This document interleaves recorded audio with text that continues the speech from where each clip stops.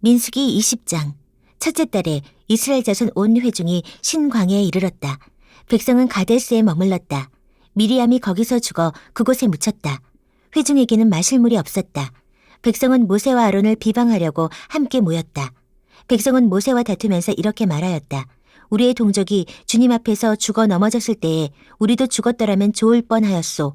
어쩌자고 당신들은 주님의 총애를 이 광야로 끌고 와서 우리와 우리의 가축을 여기에서 죽게 하는 거요. 어찌하여 당신들은 우리를 이집트에서 끌어내어 이 고약한 곳으로 데리고 왔소. 여기는 씨를 뿌릴 곳도 못 되고 무화과도 포도도 석류도 없고 마실 물도 없소. 모세와 아론이 총회 앞을 떠나 회막 어기로 가서 얼굴을 땅에 대고 엎드렸다. 주님의 영광이 그들 위에 나타났다. 그때 주님께서 모세에게 말씀하셨다. 너는 지팡이를 잡아라. 너와 너의 형 아론은 회중을 불러 모아라. 그들이 보는 앞에서 저 바위에게 명령하여라. 그러면 그 바위가 그 속에 있는 물을 밖으로 흘릴 것이다. 너는 바위에서 물을 내어 회중과 그들의 가축대가 마시게 하여라. 모세는 주님께서 그에게 명하신 대로 주님 앞에서 지팡이를 잡았다. 모세와 아론은 총회를 바위 앞에 불러 모았다. 모세가 그들에게 말하였다. 반역자들은 들으시오. 우리가 이 바위에서 당신들이 마실 물을 나오게 하리오. 모세는 팔을 높이 들고 그의 지팡이로 바위를 2번 쳤다. 그랬더니 많은 물이 솟아나왔고 회중과 그들의 가축대가 마셨다. 주님께서 모세와 아론에게 말씀하셨다. 너희는 이스라엘 자손이 보는 앞에서 나의 거룩함을 나타낼 만큼 나를 신뢰하지 않았다.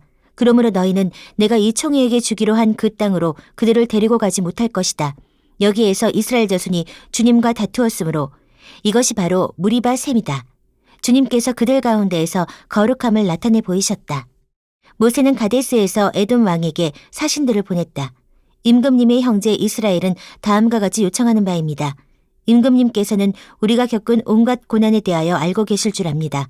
일찍이 우리의 조상이 이집트로 내려갔고 우리는 오랫동안 이집트에서 살았습니다. 그런데 이집트 사람이 우리와 우리 조상들을 학대하였습니다. 그래서 우리가 주님께 부르짖었더니 주님께서는 우리의 부르짖음을 들으시고 천사를 보내셔서 우리를 이집트에서 이끌어내셨습니다. 이제 우리는 임금님의 영토 경계에 있는 성읍 가데스에 와 있습니다.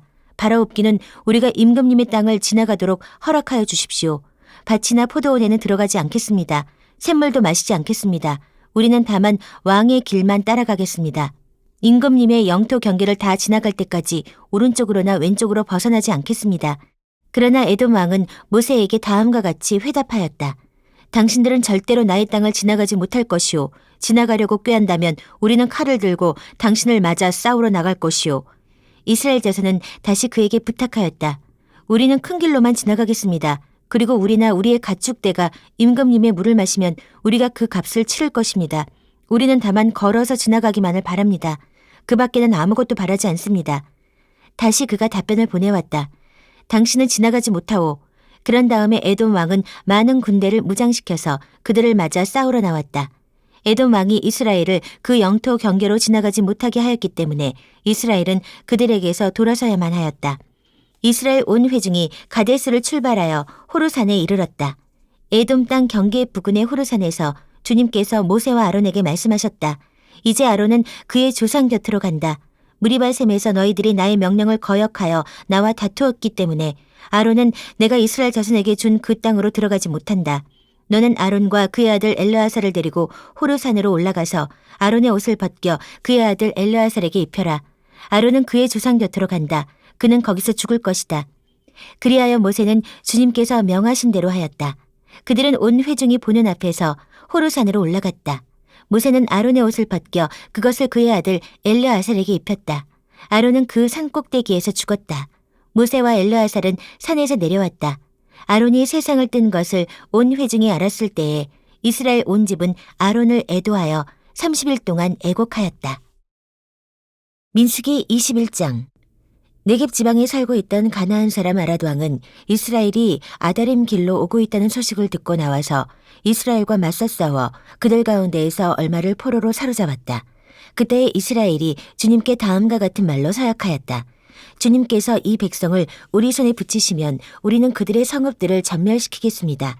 주님께서 이스라엘의 간구를 들으시고 그 가나안 사람을 그들의 손에 붙이시니 이스라엘이 그들과 그들의 성읍들을 전멸시켰다. 그리하여 사람들은 그곳 이름을 호르마라고 부르게 되었다. 그들은 에돔 땅을 돌아서 가려고 호르산에서부터 홍해길을 따라 나아갔다. 길을 걷는 동안에 백성들은 마음이 몹시 조급하였다. 그래서 백성들은 하나님과 모세를 원망하였다. 어찌하여 우리를 이집트에서 데리고 나왔습니까? 이 광야에서 우리를 죽이려고 합니까? 먹을 것도 없습니다. 마실 것도 없습니다. 이 보잘것없는 음식은 이제 진저리가 납니다. 그러자 주님께서 백성들에게 불뱀을 보내셨다. 그것들이 사람을 무니 이스라엘 백성이 많이 죽었다. 백성이 모세에게 와서 간구하였다. 주님과 어른을 원망함으로써 우리가 죄를 지었습니다. 이 뱀이 우리에게서 물러가게 해달라고 주님께 기도하여 주시기 바랍니다. 그리하여 모세가 백성들을 살려달라고 기도하였다. 주님께서 모세에게 말씀하셨다. 너는 불뱀을 만들어 기둥 위에 달아놓아라. 물린 사람은 누구든지 그것을 보면 살 것이다. 그리하여 모세는 구리로 뱀을 만들어서 그것을 기둥 위에 달아놓았다. 뱀이 사람을 물었을 때에 물린 사람은 구리로 만든 그 뱀을 쳐다보면 살아났다. 이스라엘 자손은 그곳을 떠나서는 오봇에 이르러 진을 쳤다. 오봇을 떠나서는 이에아 바림에 이르러 진을 쳤다. 그곳은 모압 맞은편 해 돋는 쪽 광야이다. 또 그곳을 떠나서는 세렉 골짜기에 이르러 진을 쳤다. 또 그곳을 떠나서는 아르논 강에 이르러 북쪽 강변을 따라 진을 쳤다. 그것은 아모리 사람의 경계로 이어지는 광야이다. 아르논 강은 모압과 아모리 사이에 있는 모압 경계이다. 그래서 주님의 전쟁기에도 다음과 같은 말이 있다. 수바 지역의 와헙 마을과 아르논 골짜기와 모든 골짜기의 비탈은 아르 고울로 뻗어 있고 모압의 경계에 닿아 있다. 그들은 그곳을 떠나서 부엘에 이르렀다. 부엘은 주님께서 모세에게 백성을 모아라, 내가 그들에게 물을 주마 하고 말씀하신 바로 그 샘이 있는 곳이다. 그때 이스라엘은 이런 노래를 불렀다. 샘물아 솟아나라, 모두들 샘물을 노래하여라. 지도자들이 파고 백성의 원로들이 왕의 통치 지팡이들로 터뜨린 샘물이다. 그들은 그 광야를 떠나 mat다나에 이르렀다. mat다나를 떠나서는 나할리엘에 이르고 나할리엘을 떠나서는 바못에 이르렀다. 바못을 떠나서는 비스그산 꼭대기 북은 광야가 내려다 보이는 모압 고원지대의 한 골짜기에 이르렀다. 거기에서 이스라엘은 아모리 왕 시온에게 사신들을 보내어 요청하였다. 우리가 임금님의 땅을 지나가도록 허락하여 주십시오. 밭이나 포도원에는 들어가지 않겠습니다. 샘물도 마시지 않겠습니다. 임금님의 영토 경계를 다 지나갈 때까지 우리는 왕의 길만 따라가겠습니다. 그러나 시온은 이스라엘이 자기 영토를 지나가는 것을 허락하지 않았다. 오히려 그는 이스라엘을 맞아 싸우려고 군대를 모두 이끌고 광야로 나왔다. 그는 야하스에 이르러 이스라엘을 맞아 싸웠다. 그러나 이스라엘이 도리어 그를 칼로 쳐 죽이고 아르논에서부터 야복에 이르기까지 그 땅을 차지하였다. 이스라엘이 거의 암몬 자손에게까지 이르렀으나 암몬 자손의 국경은 수비가 막강하였다. 이스라엘은 아모리 사람의 성읍을 모두 점령하고 헤스본과 그 주변 모든 마을을 포함한 아모리의 모든 성읍에 자리를 잡았다. 헤스본은 아모리 사람의 왕 시온의 도성이었다. 시온은 모압의 이전 왕과 싸워 아르논에 이르기까지 그가 가지고 있던 땅을 모두 빼앗았던 왕이다. 그래서 시인들은 이렇게 읊었다. 헤스본으로 오너라. 시온의 도성을 재건하여라. 그것을 굳게 세워라.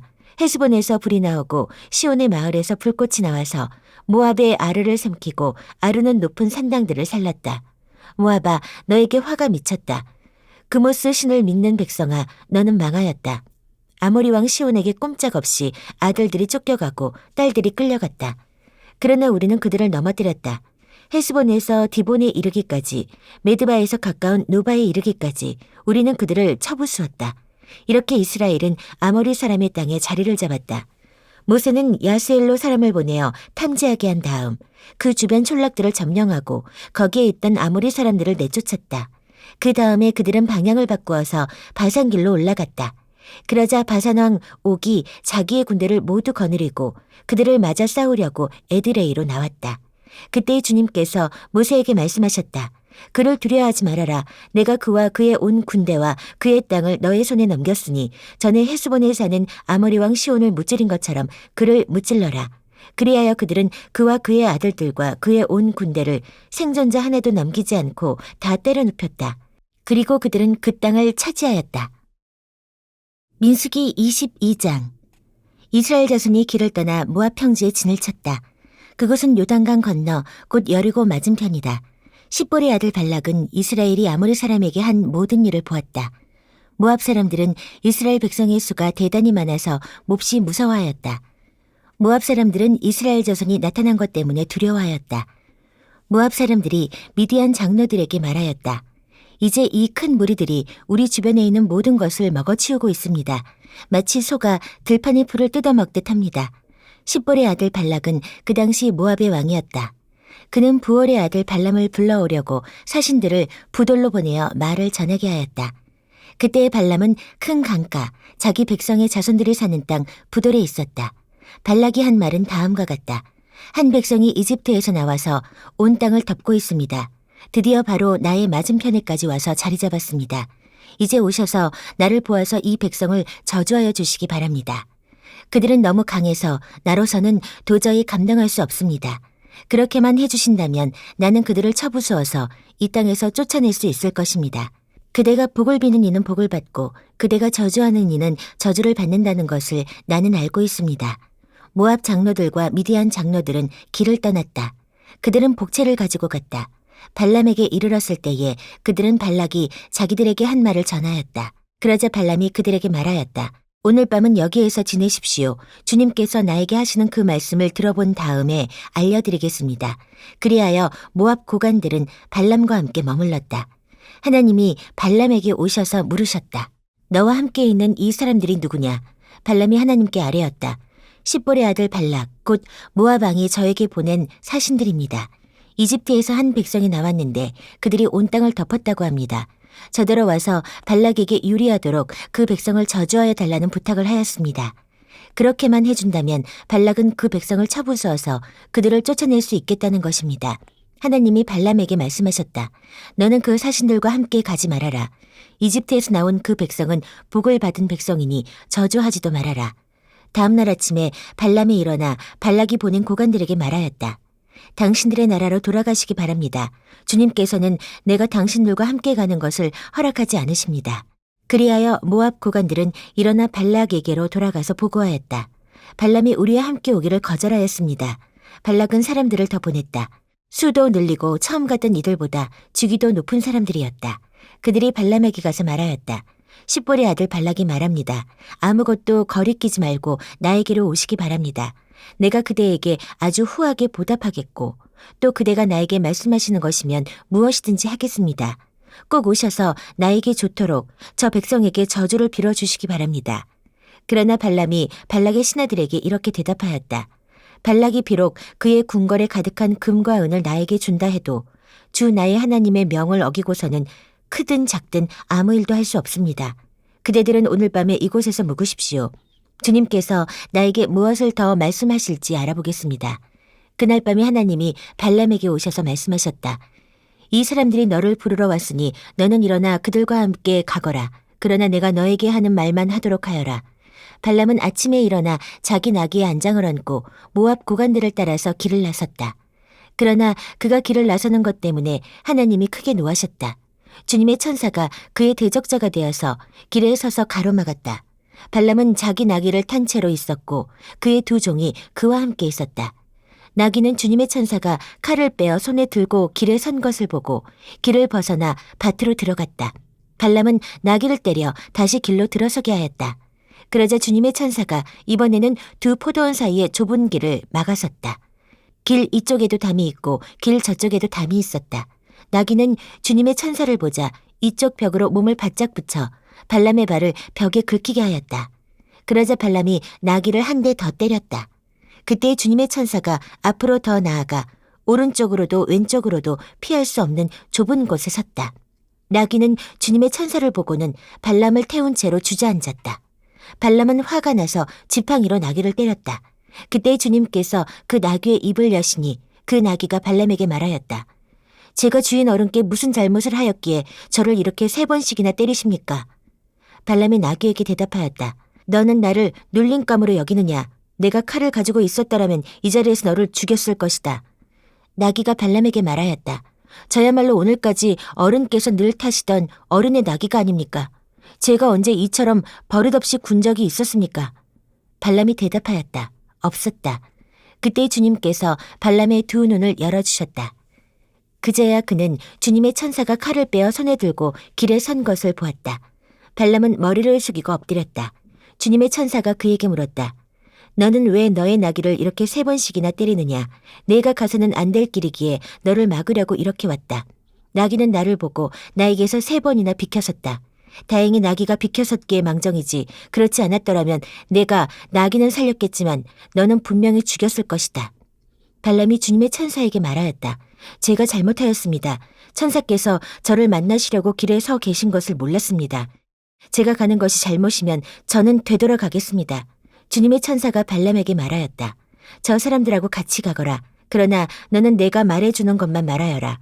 그리하여 발람은 발락이 보낸 고관들과 함께 갔다.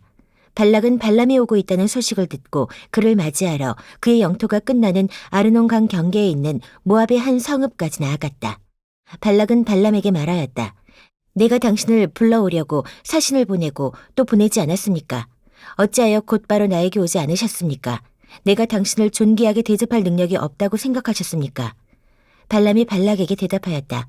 보십시오. 이렇게 제가 임금님께 왔습니다. 그러나 제가 무슨 말을 할 수 있겠습니까? 하나님이 저의 입에 넣어주시는 말씀, 그것이 무엇이든지 저는 그것만을 말하겠습니다. 발람은 발락과 함께 갔다. 그들은 후손 마을까지 갔다. 발락은 소와 양을 잡아 제사를 드리고 발람과 그를 데리고 온 고관들에게 고기 얼마를 보내주었다. 다음 날 아침이 되니 발락은 발람을 데리고 바알 산당으로 올라갔다. 거기에서 발람은 이스라엘 백성이 친 진의 끝부분을 보았다. 민수기 23장. 발람이 발락에게 말하였다. 저에게 필요하니 이곳에다가 제단 7을 만들어주시기 바랍니다.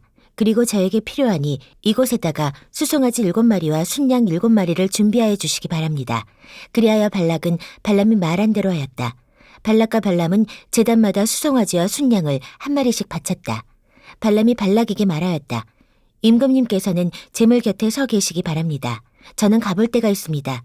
어쩌면 주님께서 저를 만나러 오실지도 모르겠습니다. 주님께서 저에게 밝히 나타내 주시는 것이면 어떤 말씀이든지 제가 임금님께 말씀드리겠습니다. 그러면서 발람은 오솔길을 걸어갔다. 하나님이 발람에게 나타나셨다. 발람이 하나님께 아뢰었다. 7제단을 제가 준비하였습니다. 그리고 각 제단마다 수송아지와 순양을 1마리씩 바쳤습니다. 주님께서는 발람의 입에 말씀을 넣어주시면서 발락에게로 돌아가서 그대로 말하라고 하셨다. 발람이 발락에게로 돌아와서 보니 발락이 번제물 곁에 그대로 서 있었다. 모압 고관들도 모두 그와 함께 있었다. 발람이 예언을 선포하였다. 발락이 나를 시리아에서 데려왔다. 모압의 왕이 나를 동쪽 산골에서 데려왔다. 와서 자기에게 유리하게 야곱을 저주하라 하고 와서 이스라엘을 규탄하라 하였지만 하나님이 저주하지 않으시는데 내가 어떻게 저주하며 주님께서 꾸짖지 않으시는데 내가 어떻게 꾸짖으랴. 바위 산꼭대기에서 나는 그들을 내려다본다. 언덕 위에서 나는 그들을 굽어본다. 홀로 사는 저 백성을 보아라. 그들 스스로도 자신들을 여느 민족들 가운데 하나라고 생각하지는 않는다. 티끌처럼 많은 야곱의 자손을 누가 셀 수 있겠느냐. 먼지처럼 많은 이스라엘의 자손을 누가 셀 수 있겠느냐. 나는 정직한 사람이 죽듯이 죽기를 바란다. 나의 마지막이 정직한 사람의 마지막과 같기를 바란다. 발락이 발람에게 말하였다. 지금 무엇을 하고 있는 거요? 대적들을 저주해달라고 당신을 데려왔습니다. 그런데 당신은 그들에게 복을 빌어주었습니다. 발람이 대답하였다. 주님께서 나의 입에 넣어주시는 말씀을 말하지 말란 말입니까? 발락이 그에게 말하였다. 나와 함께 다른 곳으로 가서 보시기 바랍니다. 거기에서는 그들의 일부만 보일 것입니다. 그들이 전부 다 보이지는 않을 것이니 거기에서 나에게 유리하도록 그들을 저주하여 주시기 바랍니다. 그리하여 발락은 발람을 소빔 들판 비스가 산꼭대기로 데리고 갔다. 거기에다가 그는 7제단을 만들고 각 제단마다 수송아지와 순양을 1마리씩 바쳤다. 발람이 발락에게 말하였다. 임금님은 번제물 곁에 그대로 서 계시기 바랍니다. 나는 지난번처럼 주님을 만나 뵈어야 합니다. 주님께서는 발람을 만나셔서 그의 입에 말씀을 넣어주시면서 발락에게로 돌아가서 그대로 말하라고 하셨다. 발람이 발락에게로 와서 보니 발락이 번제물 곁에 그대로 서 있었다. 모압의 고관들도 그와 함께 있었다. 발락이 그에게 물었다. 주님께서 무슨 말씀을 하셨습니까? 발람이 예언을 선포하였다. 발락은 와서 들어라. 십볼의 아들은 나에게 귀를 기울여라. 하나님은 사람이 아니시다. 거짓말을 하지 아니하신다. 사람의 아들이 아니시니 변덕을 부리지도 아니하신다. 어찌 말씀하신 대로 하지 아니하시랴. 어찌 약속하신 것을 이루지 아니하시랴. 나는 축복하라 하시는 명을 받았다. 주님께서 복을 베푸셨으니 내가 그것을 바꿀 수 없다. 주님께서는 야곱에게서 아무런 죄도 찾지 못하셨다. 주님께서는 이스라엘에게서 어떤 잘못도 발견하지 못하셨다. 그들의 주 하나님이 그들과 함께 계신다. 주님을 임금으로 떠받드는 소리가 그들에게서 들린다. 하나님이 그들을 이집트에서 이끌어내셨다. 그에게는 들소와 같은 힘이 있다. 야곱에 맞설 마술은 없다. 이스라엘에 맞설 술법도 없다. 이제는 사람들이 야곱과 이스라엘에게 물을 것이다. 하나님이 하신 일이 어찌 그리 크냐고. 보아라, 그 백성이 암사자처럼 일어난다. 그들이 수사자처럼 우뚝 선다. 짐승을 잡아먹지 아니하고는 짐승을 찔러 그 피를 마시지 아니하고는 눕지 아니할 것이다. 발락이 발람에게 말하였다. 그들에게 저주도 빌지 말고 그들에게 복도 빌지 마시오. 발람이 발락에게 이렇게 대답하였다. 무엇이든 주님께서 내게 말씀하신 것만을 말하겠다고 내가 말씀드리지 않았습니까? 발락이 발람에게 말하였다. 함께 가시기 바랍니다. 내가 당신을 다른 곳으로 데리고 가겠습니다. 하나님 보시기에 올바른 일이면 거기에서 나에게 유리하도록 그들을 저주하여 주시기 바랍니다. 발락은 발람을 광야가 내려다 보이는 부월산 꼭대기로 데리고 갔다. 발람이 발락에게 말하였다. 저에게 필요하니 이곳에다가 제단 7을 만들어 주시기 바랍니다. 그리고 저에게 필요하니 이곳에다가 수송아지 7마리와 순양 7마리를 준비하여 주시기 바랍니다. 그리하여 발락은 발람이 말한 대로 하였다. 제단마다 수송아지와 순양을 한 마리씩 바쳤다.